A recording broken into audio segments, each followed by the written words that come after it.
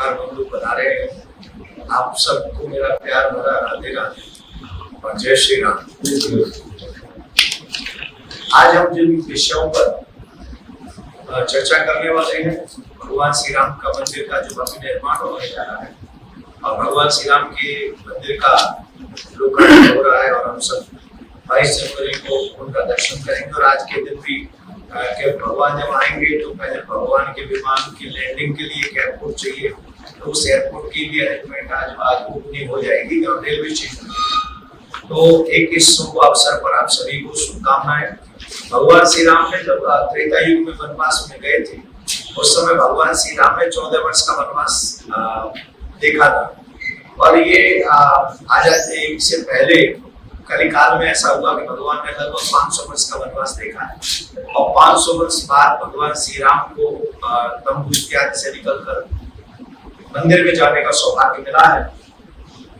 तो सभी सनातनियों के लिए, क्योंकि भगवान श्री राम सिर्फ एक कोई सनातनियों का विषय नहीं है, विदेशों में भी, चाहे आप मलेशिया चले जाइए, चाहे आप वियतनाम चले जाइए, चाहे आप कंबोडिया चले जाइए, कितने ऐसे देश हैं जहां भगवान श्री राम को आज भी बड़े श्रद्धा के साथ अन्य धर्म के लोग भी मानते हैं।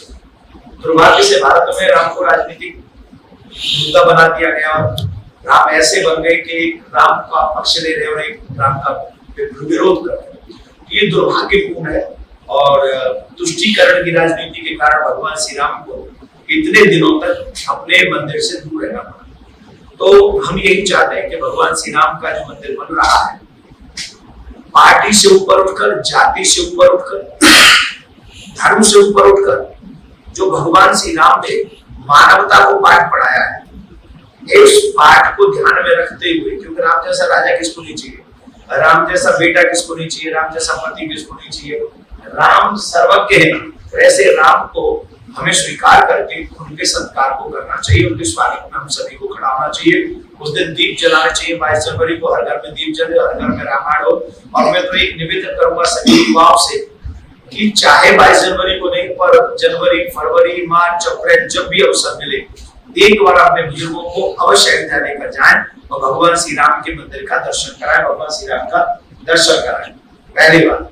दूसरी बात, आज जो अयोध्या का विकास हो रहा है, आज जो अयोध्या में इतने लोगों का उत्सव मना रहे हैं, राम, कृष्ण और शिव हम सनातनियों के प्राण हैं। काशी में भी, ज्ञानवापी में आप लोग देख चुके हैं और आने वाला वो जो सर्वे है वो सबमिट हो चुका है। कई पहचान हम कर चुके हैं जो आप लोगों के न्यूज चैनलों के माध्यम से हमको पता चला। तो ये भी निश्चित है कि काशी में शिव थे, शिव हैं और शिव रहेंगे। अब बात हुई मथुरा की, तो मैं एक आशा करता हूं कि जिस तरीके से आज हम जनवरी में राम मंदिर की तैयारी कर रहे हैं, राम को स्वागत में हम लोग सब खड़े हो, राम के स्वागत में, मैं ये आशा करता हूं भगवान जब अगला दिसंबर 2024 का आए तो फिर मैं और आप यहाँ बैठे हो, फिर एक बार हम और आप मिले और तब हम भगवान श्री कृष्ण के मथुरा की तैयारी कर रहे हो। और तब जो दुष्ट औरंगजेब ने हम सनातनियों को दुख पहुंचाने का कार्य किया था, वो छोटा मोटा दुख नहीं था। 1670 में उसने अयोध्या, मथुरा, काशी और वहां मंदिर तोड़कर उन्होंने हमारे सनातन धर्म की परंपराओं को तोड़ने का प्रयास किया गया। तो मैं ये आशा करता हूं जो मंदिर मथुरा में तोड़ा गया और उसकी जो केशव देव जी की जो मूर्तियां थी जो आगरा में जामा मस्जिद की सीढ़ियों पर उन्होंने गाड़ दी थी, उन केशव देव जी की मूर्तियों को लाने के लिए भी हम लोगों ने केस किया है।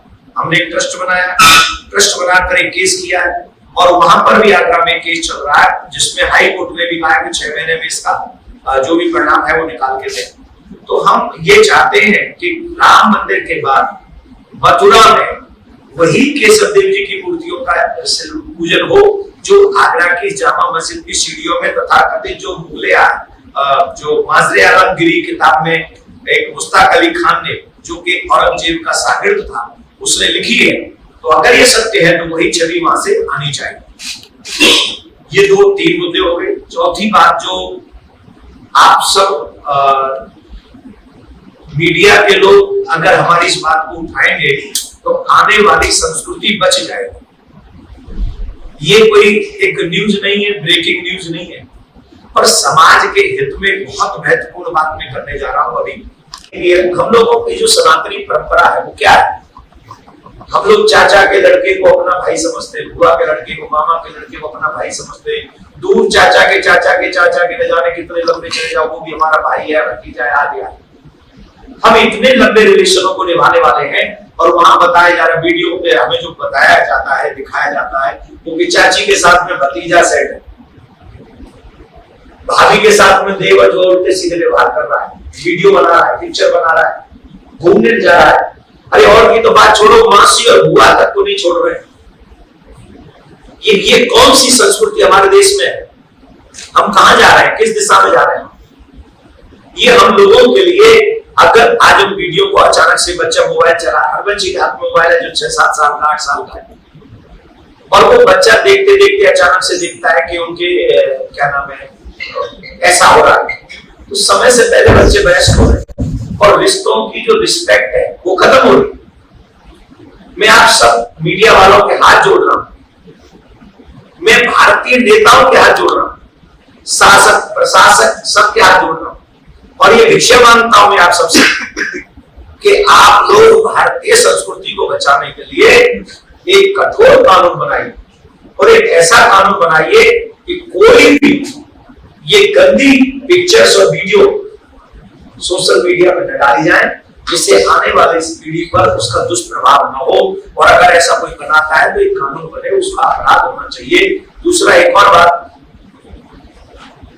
हमारे ईश्वर, हमारे रामायण, हमारे राम कृष्ण को, हमारे धर्म को ये तुष्टीकरण करने वाले शासक लोग जो कि संवैधानिक पद पे बैठे हुए, वो कहते हैं कि ये सनातन तो कोरोना है, सनातन तो HIV डेंगू है। जब हम सनातन धर्म के लोग किसी धर्म को उल्टा सीधा नहीं बोलते, तो हमारे धर्म को पदों पर बैठे, संवैधानिक पदों पर बैठे हुए लोग उल्टा सीधा कैसे बोल सकते हैं? क्यों बोलेंगे भाई? आप ऐसे बोलने के बाद इसका मतलब है आप संविधान का अंग में, बाबा साहब ने, जब अम्बेडकर साहब ने यह संविधान लिखा तो उसमें लिखा कि यहाँ सब अपने अपने धर्म का पूजन कर सकते हैं, लेकिन अपमान कोई किसी का नहीं करेगा। तो आप तो हमारे सनातन धर्म का अपमान कर रहे हैं, आप हमारे रामायण चला रहे हैं, आप हमारे राम पर उंगली उठा रहे हैं, आप हमारे धर्म पर उंगली उठा रहे हैं, आप हमारे धर्म को HIV कह रहे हैं। अरे जो सनातन धर्म के लोग हैं वो सहनशील है, इसका मतलब थोड़ी आप कुछ भी बोलेंगे। हाउ डेयर यू से दिस? कैसे कोई कह सकता है संवैधानिक पद पर बैठा हुआ व्यक्ति? मैं आप लोगों के माध्यम से प्रार्थना भी करना चाहता हूं कि जो लोग सनातन धर्म पर उंगली उठाते और उल्टा सीधा लिखते बोलते, मैं भगवान से प्रार्थना करता हूं कि वो लोगों को उचित समय पर दंड मिलेगा, क्योंकि जिन जिन लोगों ने रामायण पे, राम पे उंगलियां उठाई, आज वो कहां है? आज उनकी सिचुएशन कहां है? और अभी भी वो नहीं समझ रहे तो वेट एंड वॉच। मैं फिर कह रहा हूं, व्यक्ति चाहे सहे, प्रकृति नहीं सहेगी। प्रकृति उचित समय पे सबको दंड देती है, कोई ताकतवर नहीं है प्रकृति से ज्यादा, कोई ताकतवर नहीं। लेकिन चुनाव आयुक्त को भी ये ध्यान रखना चाहिए कि अगर कोई हमारे सनातन धर्म को HIV कहता है तो उस पर आजीवन प्रतिबंध लगे और वो चुनाव न लड़ सके, ऐसी व्यवस्था वहां पर होनी चाहिए। यही मैं मैसेज सनातन हित के लिए, सनातनी बच्चों में संस्कृति लाने के लिए और सनातन के उत्थान के लिए ये मैसेज मैं आप सब मीडिया वालों के माध्यम से देना चाहता था। पहला राम उसके लिए धन्यवाद। इस तरीके से आस्था के साथ साथ विकास हुआ है अयोध्या का, राम मंदिर का, उस पर आप किस तरीके से टिप्पणी करना चाहिए? क्योंकि आस्था तो है करोड़ों लोगों की, लेकिन इसके साथ एक अभूतपूर्व विकास भी देखने को मिला है। सिर्फ सनातन धर्म की परंपराओं का पालन करने से बहुत लोगों का पेट भरता है। आप लोग सिर्फ पंडित पुजारी को टारगेट नहीं कर सकते। आप काम विश्व मंदिर बना कौन है? मूर्तियां कौन बना रहा है? सड़क कौन बना रहा है? पेड़ कौन लगा रहा है? एयरपोर्ट किसने बनाया? मजदूर कौन सी जाति के लगे? ये पूछना पड़ेगा, बताना पड़ेगा। जब किसी तीर्थ का विकास होता है, निर्माण होता है, वो जातिगत सबसे ऊपर होता है। वहां रिक्शा चलाने वाले को भी काम मिलता है। आप हमारे वृंदावन में जाइए, आदमी से ज्यादा तो रिक्शा है, और उनमें आने वाली सवारियां। माला बेचने वाला कौन है? भोग पाठ बनाने वाला कौन है? वहां पर मंदिर के सामने भिक्षा मांगने वाले कौन है? पोशाक, लड्डू भगवान के पोशाक बनाने वाले कौन है? तो जब आप किसी सांस्कृतिक धरोहर का निर्माण करते हैं, उत्थान करते हैं, विकास करते हैं, तो वहां बहुत सारी चीजों का विकास होता है। चाहे प्राण प्रतिष्ठा भगवान की हो, लेकिन भोजन इंसान को जरूरी है। अगर चुनाव नजदीक है, आपने कहा राजनीति कुछ लोग कर रहे हैं, इस पर ये दुर्भाग्यपूर्ण है, आपको क्या लगता है, आपको क्या पता है, वो लोग राजनीति करोगे जब वाकई में फायदा होगा तो 2024? देखिए, मैं इस राजनीतिक मुद्दे पे बोलना नहीं चाहता। किसी को फायदा हो, फायदा मेरे हाथ में। कोई जातिवाद नहीं फैलाता हूँ मैं, कोई अन्य। हाँ, सनातनी होना चाहिए। मैं वोट दूंगा सनातनी को, अभी से बोल रहा हूँ, और मैं वोट दूंगा उसको जो मेरे सनातन की रक्षा की बात करेगा। That's it, simple. तो जो 100 करोड़ लोगों की भावना को ठेस पहुंचाएंगे, वो दुख पाएंगे। क्या कहेंगे अयोध्या मंदिर का श्रेय किसको जाना है? श्रेय को लेकर मैं श्रेय तो समय को दूंगा कि 500 वर्ष बाद ये समय आया कि हम आज अपने आंखों से भगवान श्री राम का दर्शन कर सकेंगे। लेकिन नो डाउट ये श्रेय सरकार को जाता है। सरकार को इसलिए जाता है, इससे पहले भी सरकारें थी,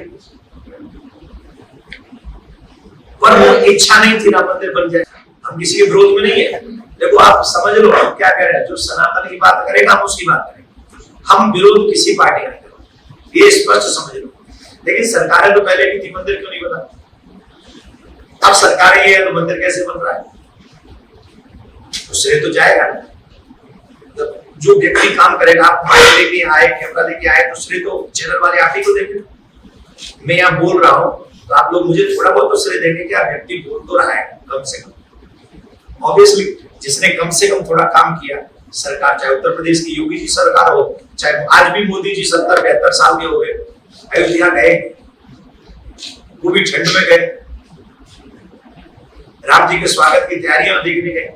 तो ऐसे सनातनी लोगों के प्रति जनता का रुख रहता है, तो इसलिए थोड़ा बहुत उससे हो जाए। इसीलिए अपेक्षा का मौजूदा सरकार से है कि काशी लोकतंत्र का जो मुद्दा है और ज्ञान प्राप्ति का मुद्दा है, ये मौजूदा सरकार सुलझा सकती है। और टाइम फ्रेम जिस तरह से अयोध्या प्रोग्राम में 3 दशक लग गए, एक सरकारी सीमा में ये सरकार कर सकती है। तय सीमा में ही करना पड़ेगा, तय सीमा में करना पड़ेगा, करना ही चाहिए। काम तब होने चाहिए जब आप गद्दी पे, विपक्ष में बैठ के तो हम बात नहीं कर सकते, और काम हम गद्दी पे बैठ के कर सकते हैं। तो जब हमारी सरकार है तो हमें एक सीमित दायरे में काशी और मथुरा करना ही चाहिए। ये मेरा आइडिया है, निवेदन भी मैं कर सकता हूँ। दूसरा एक और बात मैं कहना चाहूंगा यहाँ पर, क्यों नहीं मथुरा का मंदिर बनना चाहिए? क्यों नहीं? विरोध किसका है? किसकी बुराई है? वहां नुकसान किसका होगा? किसी का भी नुकसान होने वाला नहीं। तो मथुरा का मंदिर जल्दी से जल्दी बनना चाहिए और बिना रुकावट के बनना चाहिए। क्या है भक्तों, मुझे समझ में नहीं आता कि इस देश में पैरेलल सरकार कौन चला रहा है। ये पैरेलल सरकार क्यों चल रही है? हम लोग यहाँ पर कितने दुख की बात है ये कि एक संविधान का कानून चल रहा है, संविधान उसे स्वीकार कर रहा है, देश संविधान के अनुसार चल रहा है, और दूसरा ये कि मेरा ही वकील होगा, मेरा ही जज होगा, मेरे अंदर केस होगा, और मैं तो आप सब मैं सरकार के सामने जाने वाला हूं कुछ दिन बाद, और मैं ऐसी बात करने वाला हूं। आप सोचिए, मैं तो कहूंगा या तो मैं आपको फिर उस समय बताऊंगा, लेकिन हाँ, अब इसकी लड़ाई लड़नी पड़ेगी। पैरेलल सरकार नहीं चलेगी। एक देश, एक कानून, एक संविधान, उसी पे हम लोगों को चलना होगा। यहाँ पर ऐसा नहीं है कि तीसरे नंबर का है ये वक्फ बोर्ड, या किसी टाटा बिरला पे इतना पैसा नहीं जितना वक्फ बोर्ड पे है, उतनी प्रॉपर्टी है। किस लिए है? सनातन बोर्ड क्यों नहीं है? फिर ऐसा हिंदुओं के मंदिर भी अपने कब्जे में सरकार करने के कानून बनाती है, और इनको वो सारा पैसा पहुंचा देती है।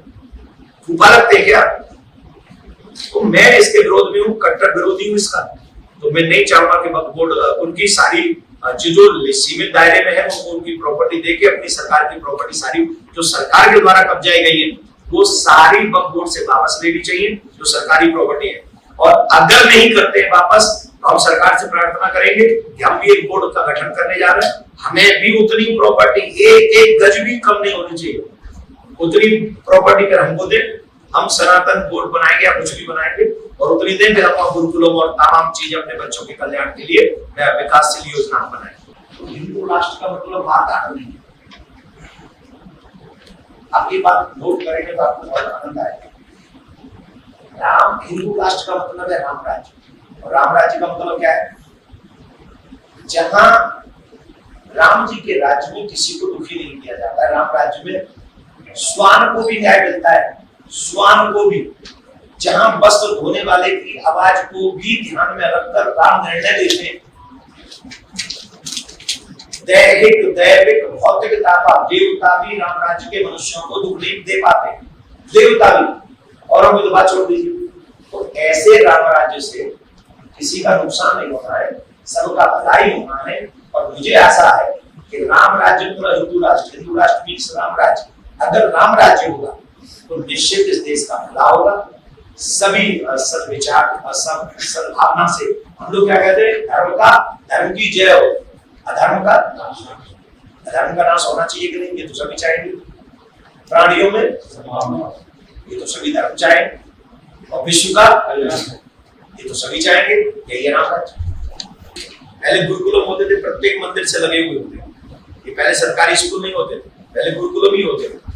और उनकी ड्यूटी कोई टीचर सरकारी सैलरी लेने के लिए नहीं टीचर बनते थे, वहां संस्कार देने के लिए टीचर होते थे। लेकिन जब से वो क्या नाम था उस अंग्रेज का,